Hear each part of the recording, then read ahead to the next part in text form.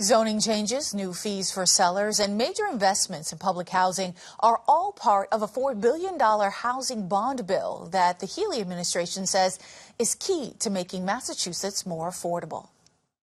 We have a housing shortage, driving up costs that is decades in the making, and the time for incremental steps is long past.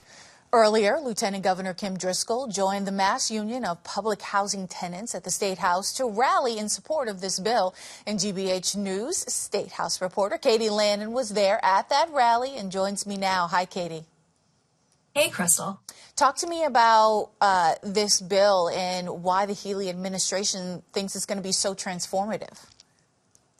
Well, I really think that the biggest thing about this bill that they're hoping is going to make a difference is we talk about taking a bite out of the housing crisis that no one really needs to find. We all know it's expensive to live here. There's not a lot of apartments to rent or homes to buy.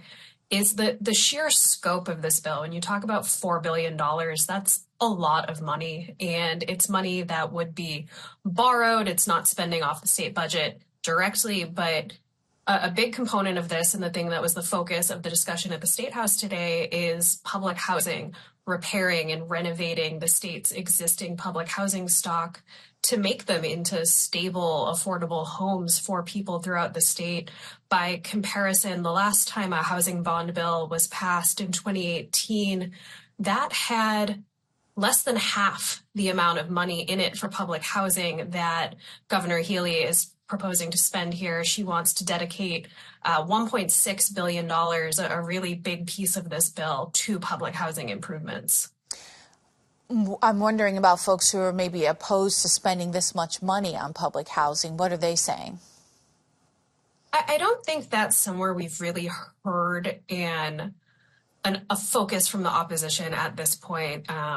But, so far we haven't heard people arguing against the bill as a whole, because I think there is such a realization of the need to do something to build more housing, to create more housing units here in Massachusetts, that mostly when people talk about the bill, they say they agree with its goals.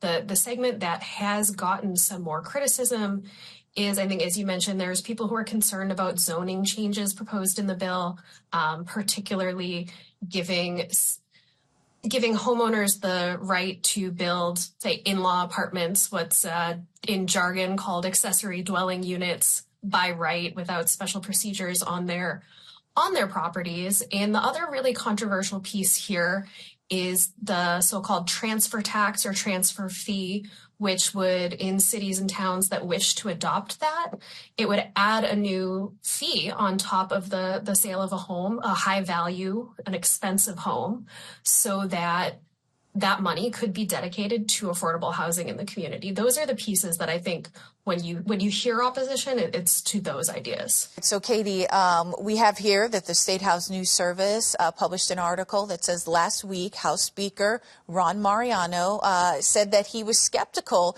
of the transfer tax fee and that it is, quote, not as popular as I thought it might be.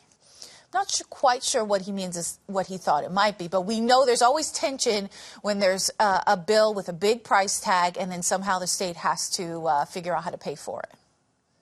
Yeah, absolutely. And the other thing that Speaker Ron Mariano brought up here about the transfer fee is that he sees it as something that would benefit wealthier communities without much in there for lower income communities where people are also struggling to buy housing.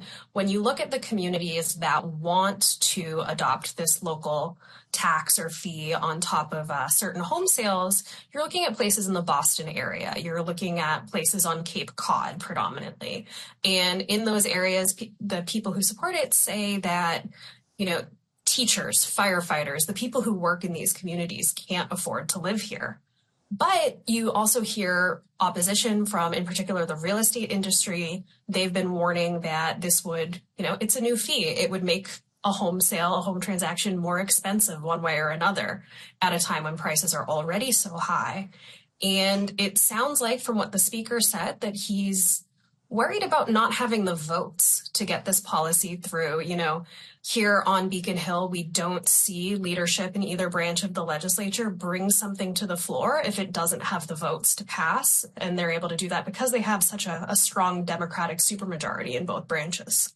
Yeah, I mean, to wear out a phrase we've all heard over the last several years, the rent is too dang high. And that is a big problem for a lot of folks. In fact, we do have some numbers here in regards to that.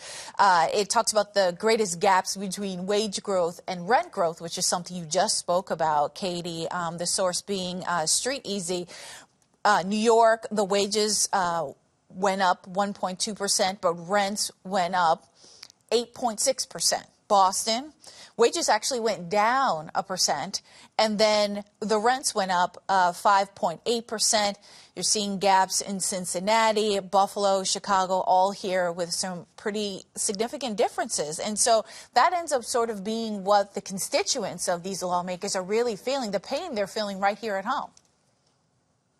Yeah, and when you look at, what we were talking about today, public housing in particular, those are often have income restrictions. These are people who are already at the lowest end of that spectrum. And one of the things we heard from speakers at this event today was that we can't afford to lose any housing unit in the state, but are particularly ones that already are catering or designed for some of the most vulnerable residents of our state who wouldn't necessarily have somewhere else to go if the repairs get out of hand and they're not livable anymore. So that was the theme of the day, is that tenants were encouraged to share their own stories, to describe their housing situations to lawmakers who might not know firsthand what it is like to live in a public housing unit that is 30, 40 years old or longer and hasn't seen major renovations. Well, that's another point. I know we've seen in the headlines over the last years and months about the state of disrepair of public housing units across the state, that being a big problem. Now it's something that, Governor Healey has to deal with. And also we hear this other conversation about how we could build our way out of this situation by creating more housing stock. I wonder where that piece of the conversation sort of falls in to this bill and folks who are looking at it right now. Yeah, this bill definitely has measures in it as well that are intended to spur new housing production. You hear the governor and her team talking about both elements of that, right? But it's not just enough to build our way, and it would take a long time to build our way out of the housing crisis. We also need to start with making sure that the homes we have are in good condition and livable for people, so we don't lose those. When it comes to housing production, those accessory dwelling units, those in-law apartments are also in there. There's also programs that aim to make it easier for first-time home buyers. So I guess kind of as you'd expect when we're talking about $4 billion and a really hefty piece of policy, there's something in there that tries to get at the situation from various angles. So what's the next step with this bill? Where does it go from here? So the bill is awaiting a vote in the House. We don't quite know when that's going to be. It seems like it could be soon. We did know that there were a few other pieces of legislation that the House wanted to get into this spring before they tackle this. It could be that transfer tax debate is something that's taking more time to resolve internally and pushing that off down the road a little bit more. But after it goes in the House, the Senate will also take a swing at rewriting it and debating it there. So it's very possible that when we do, which we're very likely to, end up with a version of this bill on the governor's desk at some point this summer, it could be very different from how she originally filed it. Well, we know we'll be checking in with you to see exactly what happens. Thank you so much, Katie Lannan. Thank you.